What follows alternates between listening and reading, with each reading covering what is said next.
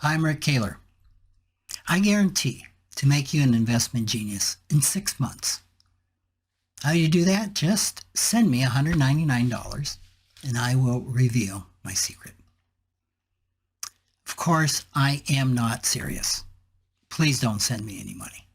And please don't send any money to the other self-proclaimed experts who are serious about scamming you with secret investment advice.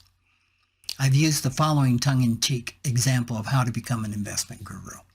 Just randomly choose 64 people.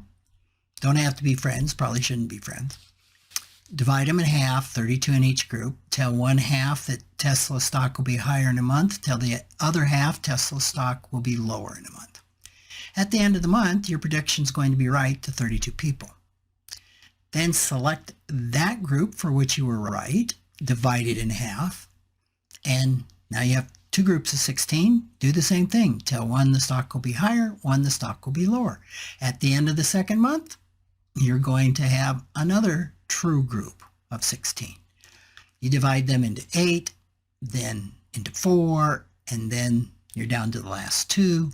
And after 6 months, you will have correctly predicted the movement of Tesla stock to one person who will think you're a financial genius. Now, you can use that to market your secret to the masses. Steve Forbes, editor of the well-respected financial publication Forbes magazine, once said, "You make more selling advice than following it.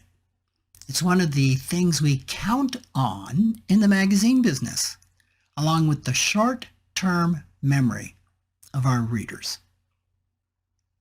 You might want to roll this back and play that again. It's stunning. And it's really good to keep that in mind the next time you read about another expert's investment secrets. So be skeptical of the swarms of active money managers who claim they can beat the market and give you above average returns. Usually the market that they refer to is the Standard & Poor's 500 index.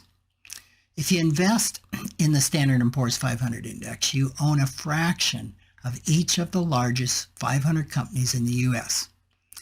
It's one of the best ways to do passive investing, where you accept an average market return over the long term through a mutual fund that owns a static mix of certain stocks, bonds, or real estate. In this case, the mix is the 500 largest firms in the U.S. Active investing involves buying and selling in an attempt to beat the market. It's not static at all. It's very, very active. The interesting thing is that very, very few active investors consistently manage to beat the market. The mid-year SPIVA report by S&P Dow Jones Indices first began publication in 2002. And they've tracked what percentage of actively managed funds have outperformed the S&P since that time period began. As time goes on, the number of managers beating the index drops. And according to the 2023 report, and based on a risk-adjusted return, only about 6% of the active investors who said they could beat the market really outperformed the S&P 500. And that's over the past 10 years, 6%. For periods over 15 years, only 3% beat the index.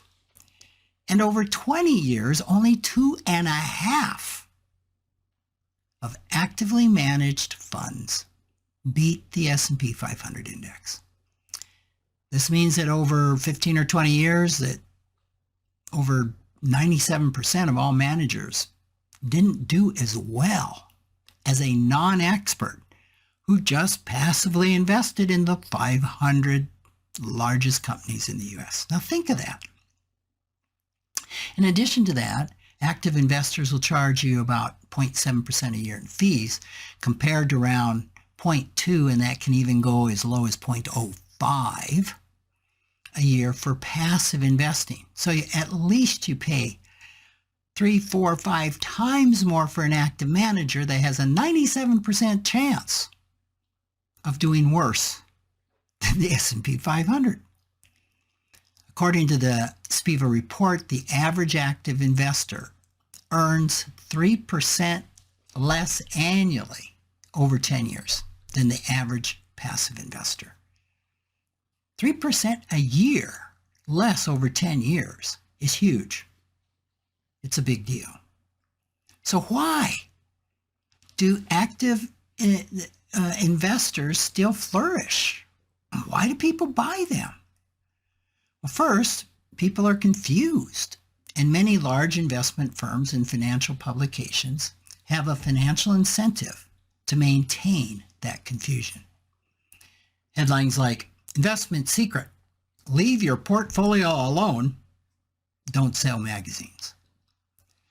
Second, people tend to be overconfident and impressed by experts, mistaking luck on the part of a money manager for outperformance.